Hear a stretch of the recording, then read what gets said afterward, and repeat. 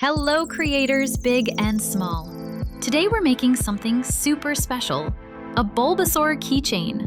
Yes, that adorable Pokémon we all know. And the best part?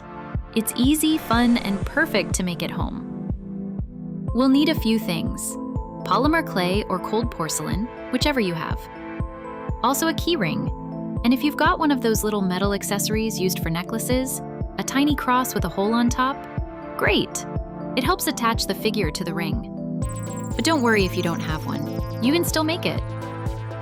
We'll also use green acrylic paint. If you don't have green, no problem. Just mix yellow and blue.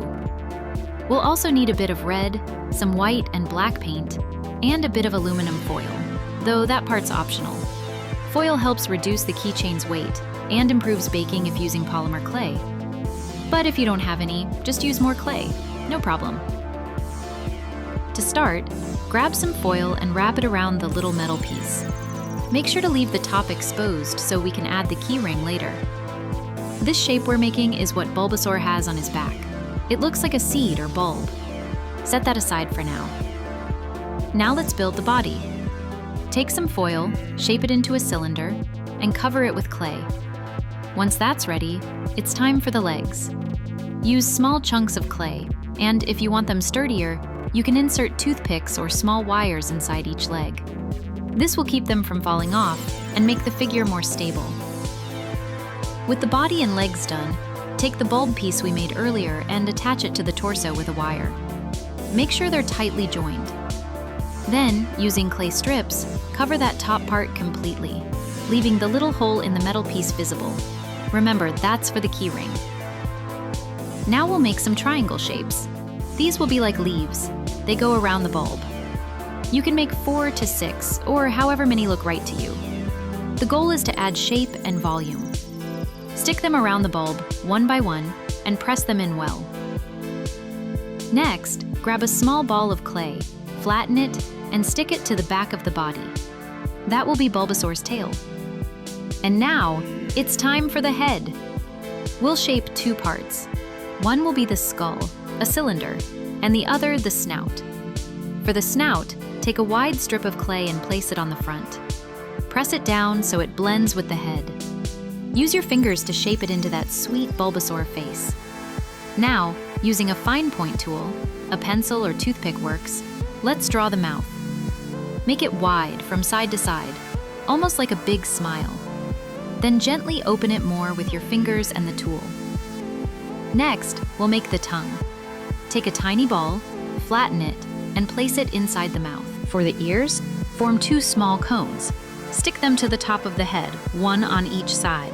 Make sure they're firmly attached. And for the fangs, make 2 even smaller cones and place them by the mouth. Now the eyes. Roll 2 little balls, flatten them, and place them on the front of the face.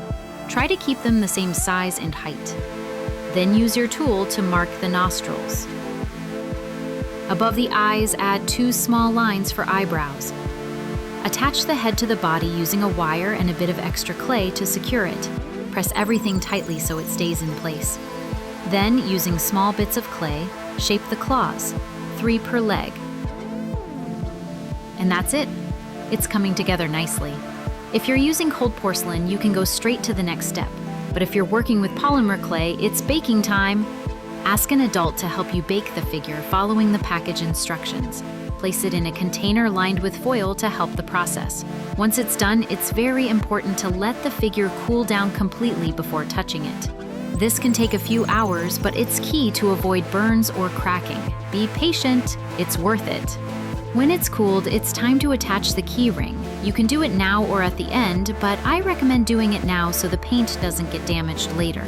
Use pliers if needed, and make sure it's tightly closed so it doesn't come off. Now let's paint. As always, I start with 1 or 2 coats of white paint. That makes the colors pop more afterward. Once dry, mix blue and yellow to get the green shade you like, or just use green paint if you have it. Paint the whole body and head with that base color. Then use a darker green for the back, the eyebrows, the tail, and the lips. This adds contrast and depth. For the mouth, paint the inside black to give it depth, the tongue red or pink, and the fangs white. Now the spots. Use a different shade of green to paint several patches on the body. They don't have to be perfect or all the same. If you want, you can outline the body spots in black, but I like leaving the face spots without outlines.